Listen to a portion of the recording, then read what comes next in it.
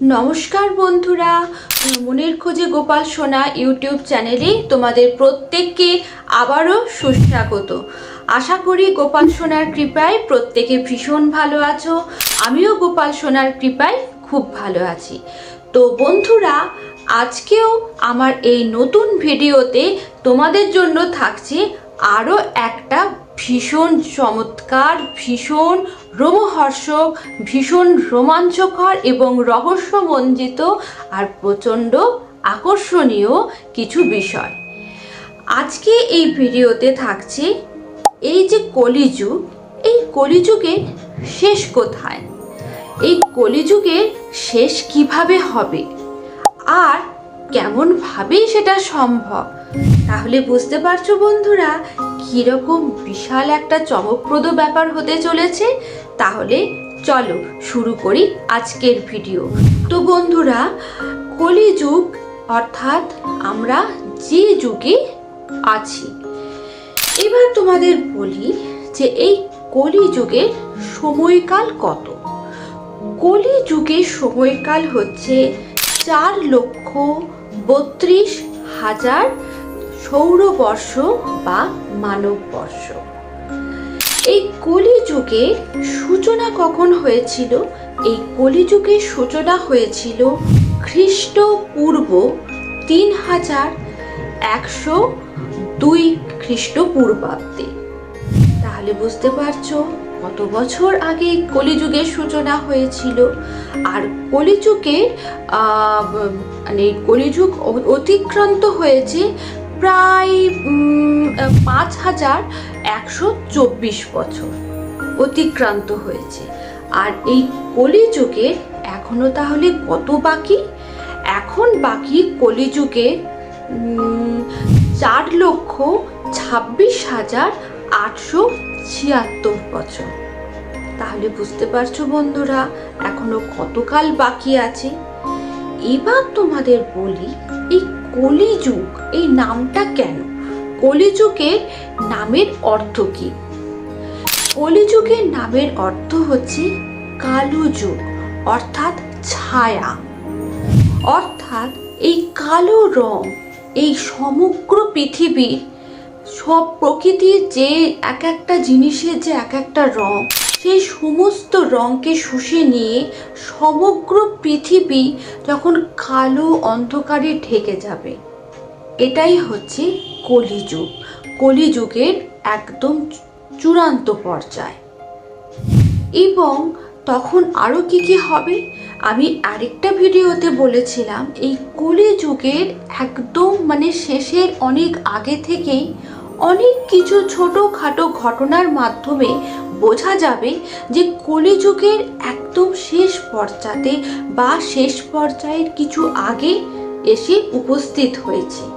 But হ্যাঁ, আমরা তো আর উপস্থিত থাকবো না, কারণ এখন আমরা যারা আছি আমাদের তো এতকাল বেঁচে থাকা সম্ভব নয় বন্ধুরা। কিন্তু এর পরবর্তীকালে যারা থাকবে তারা এই জিনিস, অর্থাৎ সেই সময়ে যারা উপস্থিত থাকবে তারা এই জিনিসের লক্ষণগুলো বুঝতে পারবে। তাহলে দেখো বন্ধুরা, বিষ্ণু পুরাণ বা কল্কি পুরাণে কত আগে থেকে এই জিনিসগুলো সুন্দরভাবে বর্ণনা করে দিয়ে দেওয়া হয়েছে। আজ থেকে কত বছর আগে এই বিষ্ণু পুরাণ বা কল্কি পুরাণে এত বছর পরে কি হবে তার সূচনা কিন্তু দেওয়া হয়েছে। এবং এই কলিযুগেই কি সব কিছু শেষ? না বন্ধুরা, আমাদের যেমন একটা চক্র আমরা দেখি, যেমন আমরা বিশেষ করে তোমার জীবন বিজ্ঞানে বলো, আমাদের লাইফ সায়েন্সে আমরা যেমন একটা জীবন চক্র দেখতে পাই, একটা থেকে একটা, একটা থেকে একটা, একটা থেকে একটা, আবার এরকম গোল হয়ে ঘুরতে থাকে। ঠিক সেই রকম আমাদের এই যুগ চক্র কিন্তু একটা বৃত্তের মতো ঘুরতে থাকে। অর্থাৎ সত্য যুগ, দাপর যুগ, ত্রেতা যুগ, কলিযুগ, এইভাবে যে যে আবর্তিত হতে থাকে। এই কলিযুগের পরে কিন্তু আবার সত্য যুগে ফিরে আসবে। অর্থাৎ কলিযুগে আমরা এখনই দেখতে পাচ্ছি যে ধরো আমাদের ছোটবেলায় বা আমাদের জন্মে, অর্থাৎ এখনকার বর্তমান প্রজন্মের অনেক আগে, তখনও কি সমাজটা এতটা খারাপ ছিল না তো বন্ধুরা। তখন সমাজ ছিল একরকম, তারপরে আস্তে আস্তে পরিবর্তন হয়ে এখন সমাজের দিকে আমরা যদি তাকাই, এখনকার সমাজের অনেক পরিবর্তন কিন্তু আমরা লক্ষ্য করব। যেমন ভালোও হয়েছে তেমনি খারাপও হয়েছে। এভাবে চলতে চলতে চলতে চলতে যত দিন যাবে তত খারাপের জিনিসটা আরও বেড়ে যাবে। অর্থাৎ চারিদিকে হানাহানি, হিংসা, পাপ, অধর্ম এগুলো আরও অনেক বেশি করে সমাজে বা আমাদের এই চারপাশে ঘটতে থাকবে বন্ধুরা। এবং ঘটতে ঘটতে একটা সময় এমন আসবে যে এটাই যেন একটা স্বাভাবিক ব্যাপারে পরিণত হবে। অর্থাৎ একজন অপরজনকে মেরে ফেলছে, একজনের কিছু কেড়ে নিচ্ছে, একজন মিথ্যা কথা বলছে, ভণ্ডামি, চুরি, ডাকাতি, রাহাজানি ইত্যাদি যে নানান ধরনের যে পাপ কাজগুলো, তখন এটাই হবে স্বাভাবিক ব্যাপার। অর্থাৎ এটাই হবে ধর্ম, আর ধর্ম তখন শেষ হয়ে যাবে।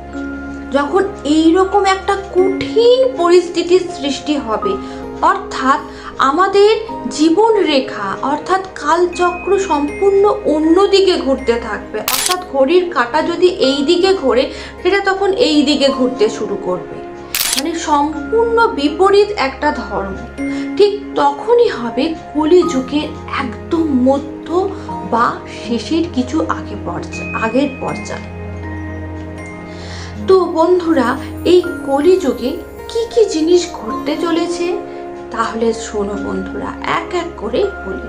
এই কলিযুগের একদম শেষ বা তার কিছু আগে তখন সমাজে এই যে বললাম কালো যুগে ঢেকে যাবে, অর্থাৎ কালো অন্ধকার ছায়ায় ঢেকে যাবে, সব রং কালো রঙে পরিণত হবে। আরেকটা কি হবে, কলিযুগের অত্যন্ত চরম পর্যায়ে, অর্থাৎ আমরা যারা সে সময় থাকবে তারা বুঝবে কি করে যে কলিযুগের শেষ লগ্ন উপস্থিত হয়েছে। তাহলে বলি বন্ধুরা, সেই সময় যারা থাকবে তাদের জীবনকাল থাকবে মাত্র 20 বছর। তাহলে বুঝতে পারছো বন্ধুরা, এখন যেখানে একটা মানুষ বাঁচে ধরো 70 কি 80 কি 90 বছর, তখনকার দিনে এবার সেটা মানুষ হবে কি অন্য কোনো জীব হবে সেটা তো আমরা জানি না বন্ধুরা। যেই থাকুক না কেন, মানুষ বা অন্য কেউ, তাদের বয়সের সীমা থাকবে মাত্র 20 বছর। আর কি হবে, 10 বছরে সে হবে বৃদ্ধর দিকে, অর্থাৎ সে তখন প্রায় সিনিয়র সিটিজেন, বৃদ্ধের দিকে এগিয়ে যাবে। আর কি হবে, মিথ্যাই হবে সত্য, অর্থাৎ মিথ্যা জিনিসটাই সেই সময় প্রচলিত থাকবে, আর সত্য তখন একদম বিনাশপ্রাপ্ত হবে বন্ধুরা। তাহলে বুঝতে পারছো কি ভয়ঙ্কর একটা পরিস্থিতির সৃষ্টি হবে। আর কি হবে না, সে সময় আমরা যে খাবার খাচ্ছি সেই খাবারের প্রকৃত স্বাদ, প্রকৃত গন্ধ সেগুলো সব চলে যাবে, অর্থাৎ একদম অন্যরকম একটা জিনিসের সৃষ্টি হবে।